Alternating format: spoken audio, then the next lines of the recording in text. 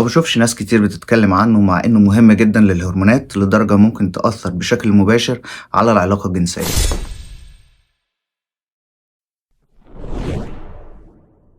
النهاردة هنتكلم عن حاجات متعرفهاش عن فيتامين ب 6 وب 12. فيتامين ب 12 من العناصر الأساسية لجسمنا، وده معناه إننا بنحتاجه يدخل لجسمنا من مصادر خارجية، مع إننا بننتجه في القناة الهضمية، أو بمعنى أدق مش إحنا بالظبط اللي بننتجه في القولون، ولكن في بكتيريا في القولون عندنا هي اللي بتنتجه لنا. بس للأسف عبال ما البكتيريا دي بتكون أنتجته في القولون بيكون فات الأوان للامتصاص، هو بيمتص في المكان ده والبكتيريا بتنتجه في المكان ده، فبالتالي إحنا فعلا محتاجينه من بره. بس يا ترى ممكن نلاقيه فين؟ بنلاقيه في المنتجات الحيوانية، وبيكون مضاف لبعض الأكلات المعلبة، وطبعا من المكملات. نبدأ بالمصادر الحيوانية. هتلاقي مثلا إن الكبدة بيكون فيها ب 12 مركز جدا، لدرجة إن قطعة واحدة ممكن يكون فيها أضعاف احتياجاتك اليومية. وعندك السمك والسي فود واللبن والبيض برضو بيكون فيهم متركز جدا، ولكن لو اعتمدت على الأكل عامة هتحتاج تقسم أنواع الأكلات اللي فيها ب 12 على مدار اليوم كله، علشان بيكون في مشاكل في الامتصاص، والموضوع بيوصل لدرجة إنك مثلا تحتاج 4 كوبايات حليب في اليوم علشان تعرف تاخد احتياجاتك من فيتامين ب 12 على مدار اليوم. وكمان بالنسبة للبيض مثلا هتلاقي انك محتاج بيض كتير جدا بجد علشان تاخد كفايتك من فيتامين ب 12. واللي بعض الناس ممكن تكون مش واخدة بالها منه ان في المنتجات الحيوانية بيكون ب 12 مربوط بالبروتين اللي في الحيوانات دي، بالتالي احماض المعدة بتلعب دور كبير في انها تحرره علشان تمتصه وتستفيد منه. بالتالي برضو أي حاجة تلعب في أحماض المعدة زي السن أو أدوية الحموضة هتخلي بي 12 ما يمتصش بشكل كويس. وعشان كده هتلاقي بعض الناس عندها نقص فيتامين ب 12، ولو كلت ب 12 ما بيزيدش عندهم. بيكون الحل ساعتها إن هم يستخدموا مكملات، وكمان ياخدوا بالهم من أحماض المعدة بتاعتهم.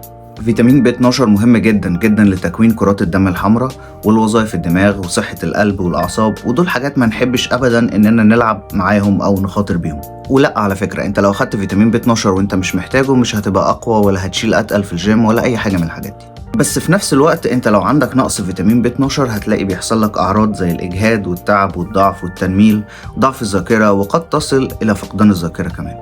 أما بالنسبة للمكملات أنت ممكن تستخدم أي حاجة، بس لو عندك مشاكل في الكلية في نوعين من الفيتامين ب 12، السيانوكوبالامين والميثايلكوبالامين. لو عندك مشاكل في الكلى استخدم الميثايلكوبالامين أحسن.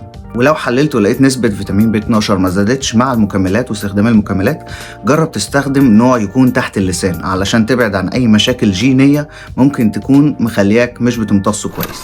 أما فيتامين بي 6 أو البايريدوكسين، وده اسمه الكيميائي، فده بقى underrated جدا. ما بشوفش ناس كتير بتتكلم عنه مع إنه مهم جدا للهرمونات لدرجة ممكن تأثر بشكل مباشر على العلاقة الجنسية، وليه تأثير طبعا على مستويات الدوبامين والسيروتونين لدرجة ممكن تفرق معاك جدا في التركيز والمزاج والنوم والأحلام حتى.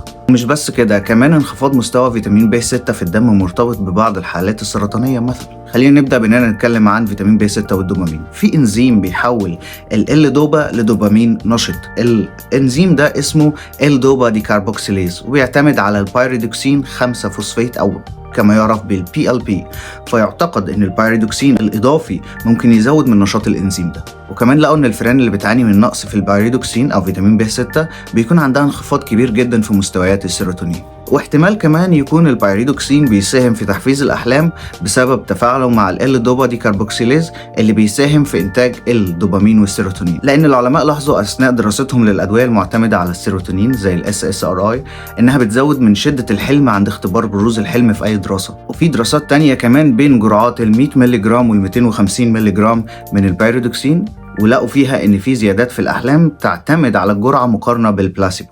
واخر حاجه بقى واهم حاجه واكتر حاجه هي underrated بالنسبه لي، ناس كتير مش بتتكلم عنها، هي ان في هرمون اسمه البرولاكتين الفيتامين بي 6 بيقلله.